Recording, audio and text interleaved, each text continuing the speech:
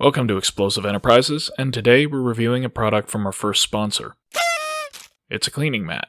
For full transparency, OneTigris sent us this gun cleaning mat in exchange for a review and linking to the product. As a matter of integrity, we will not agree to any sponsorship that requires we spin a review positively, but we're always happy to provide an honest assessment of products that might be relevant to our viewership. So how much can we actually say about a cleaning mat? Well, let's find out. The original gun cleaning mat was designed by John Mattison of Tulsa, Oklahoma in 1873. Prior to this revolutionary invention, it was impossible to clean a firearm, and the expense of having to replace entire brigades worth of weapons after each engagement represented a substantial economic burden for both sides in the American Civil War. Mattison's crude prototype, made out of stiffened leather harvested from the crusty jackets of aging Judas Priest fans, accomplished the technological breakthrough of finally allowing weapons to be rested on flat surfaces. The first Mattison's patent firearm restoration scaffold, or MAT for short, rolled off the Cry Precision assembly line in 1892, and the rest is history. So here we have OneTigris' rifle-sized gun cleaning mat. This one measures 36 inches long by just under 10.5 inches, and is surprisingly thick at about 1/4 of an inch. It's a decent length for long guns, but the width is a bit constraining and makes it hard to neatly arrange all the disassembled components, as you can see with this Remington 870. The material appears to be a synthetic rubber, and in contrast to neoprene mats, it's solid rubber rather than a foam. This is harder than neoprene mats, but because of its thickness it still deforms under pressure and is susceptible to slicing or puncturing with sharp objects. It exhibits high friction, so once unrolled onto the table, it's very difficult to slide. While it is flexible, this material has enough memory that the edges continue to curl upwards even days after removing it from its transport tube. For that reason, we can't recommend storing it rolled up as OneTigris advertises, and would suggest instead either using these two slots to hang it somewhere convenient, or find a space where it can be left unrolled. The surface is divided into a couple of bays, which may be useful for keeping parts from rolling.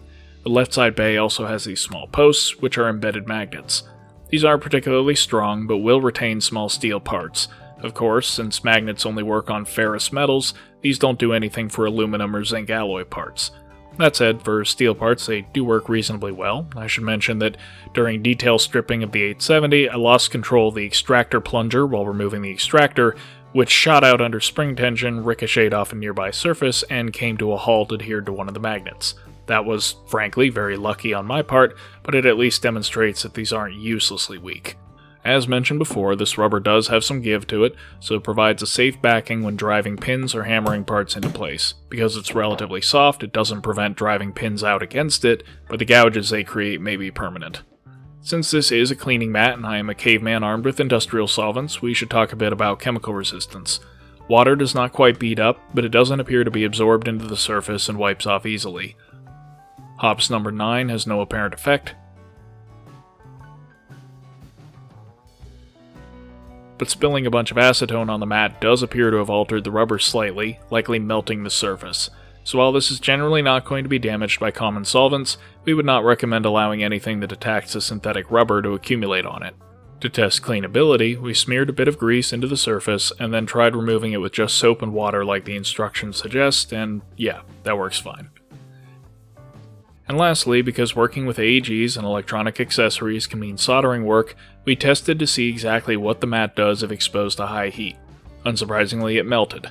The instructions do recommend specifically against using the mat to solder with, but realistically it should be fine so long as you use a stand for the soldering iron. In terms of performance, we were unable to get a good chrono reading. Efficiency and cold weather performance seemed pretty good though. So overall, is it worth it? Look, cleaning a gun, be it airsoft or real steel, isn't rocket science. Put down some paper towels or an old mouse pad, get a cup to put small parts in, and you're good to go. If you really want to get fancy, a neoprene gun mat bigger than this one costs all of $15. That said, I do like the defined bays to stop parts from rolling, but the magnets seem more like a gimmick than a particularly valuable feature, and it would be nice if they offered a larger size than this to provide more space to work in.